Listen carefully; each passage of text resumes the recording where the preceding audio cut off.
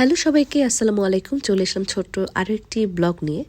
তো ছুটির দিন বা উইকেন্ড ডেসে আমরা যখন বাসায় থাকি, আমরা দুজন মিলে চেষ্টা করি নতুন কোনো রেসিপি ট্রাই করতে বা দুজন মিলে অন্য একটা কিছু প্রিপারেশন নেওয়া বা রান্না করার।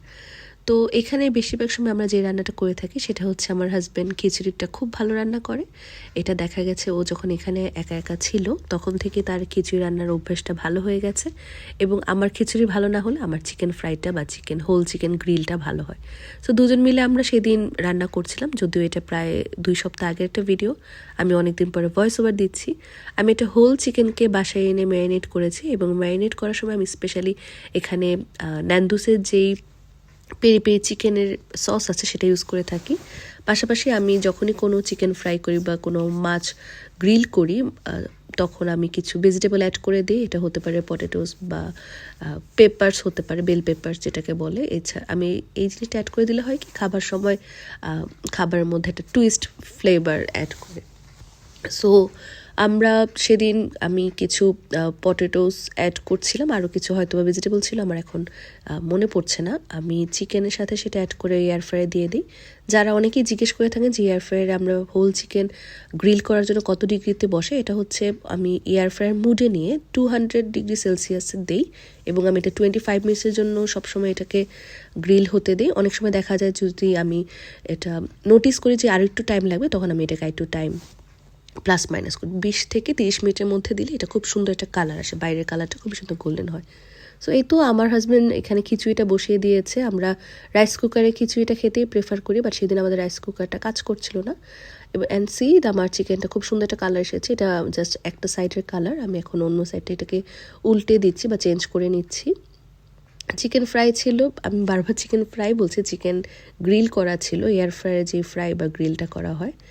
অ্যান্ড এইখানে গ্রিল করার কারণে এটা খুবই সফট হয়ে যায়।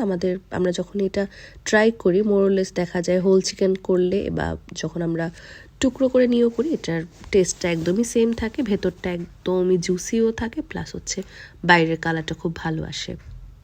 দেন আমার মনে হলো যে শুধু চিকেন আর খিচুড়ি খাওয়ার বাদেও আমরা আরও কিছু অ্যাড করি, যেহেতু আমাদের আচার ছিল, আদার্স কিছু এক্সট্রা কারি টাইপ ছিল। দেন আমি এটা ডিম ভাজছিলাম, কারণ আমার ডিম ভাজি দিয়ে লেবু, ডিম ভাজি, আচার, খিচুড়ি খেতে খুবই ভালো লাগে। আর এই দেশে আসার পর আমি যে জিনিসটা পেয়েছি যে ইউকের যে ব্রিটিশ চিকেনটা থাকে, ব্রিটিশ হোল চিকেনগুলো খুবই সাইজে বড় হয় এবং আমি কোনো টেস্টই পাই না। এই চিকেনটা শুধুমাত্র একমাত্র এয়ার ফ্রায়ারে গ্রিল করলে আপনি হয়তো বা খেয়ে একটু মজা পাবেন, আদারওয়াইজ এটাকে রান্না করলেও ভালো লাগে না। চিকেনের অন্য কোনো প্রিপারেশন আমার একদমই ভালো লাগে না।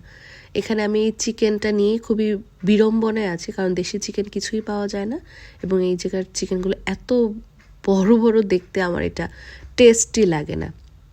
এনিওয়েজ এই তো আমি খুব দ্রুত করার চেষ্টা করছিলাম, কারণ খাবার রেডি হয়ে গেলে, যেমন আমার খিচুড়িটা রেডি হয়ে গেছে, এটা আবার ঠান্ডা হয়ে যায়। এদেশে ওয়েদারের কারণে দেখা যায় বারবার খাবার গরম করা লাগে, এবং আমার এখানে মাইক্রোওয়েভটা নেই, আমাদের এখানে ইলেকট্রিক ওভেনে কাজ চালাতে হচ্ছে। সো আমার এখানে যেটাই গরম করতে হবে আবার চুলায় গরম করতে হবে, এবং আমাদের এই দেশে চুলাটা, আমি এখন যেই নতুন বাসাটায় থাকি, চুলাটা হচ্ছে ইলেকট্রিক চুলা, আগুনে চলে না, গ্যাসের চুলা না, এটা হচ্ছে ইলেকট্রিসিটিতে চলে। সো এটা ইউজ করতে আমার খুব বিড়ম্বনা হচ্ছে।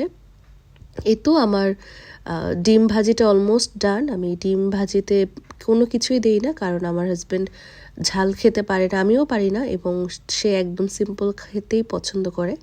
আমি জাস্ট পেঁয়াজ মরিচ দিয়ে এটাকে ভেজেছি, জাস্ট লাস্টে আমি কিছু ব্ল্যাক পেপার বা গোলমরিচের গুঁড়ো ছিটিয়ে দিয়েছি। ডিম ভাজিটা হতে হতে আমার তো খিচুড়ি আগেই রেডি হয়ে গেছে। আমার হাজব্যান্ড বাইরে গিয়েছে একটা কোক নিয়ে আসতে, কারণ আমাদের সবসময় খিচুড়ির সাথে কোক খেতে ভালো লাগে। কারণ আমি খিচুড়িটা একটু হালকা বলেছি, একটু বেশি ড্রাই না করে, ভুনা খিচুড়ি না করে একটু হালকা জুসি রাখার জন্য। চিকেনও হয়ে গেছে, ডিম ভাজি হয়ে গেছে, অ্যান্ড আমাদের খাবার রেডি আলহামদুলিল্লাহ। এভাবে আমরা আমাদের ছুটির দিনগুলো কাটাই। থ্যাংক ইউ সো মাচ ভিডিওটা দেখার জন্য। আল্লাহ হাফেজ।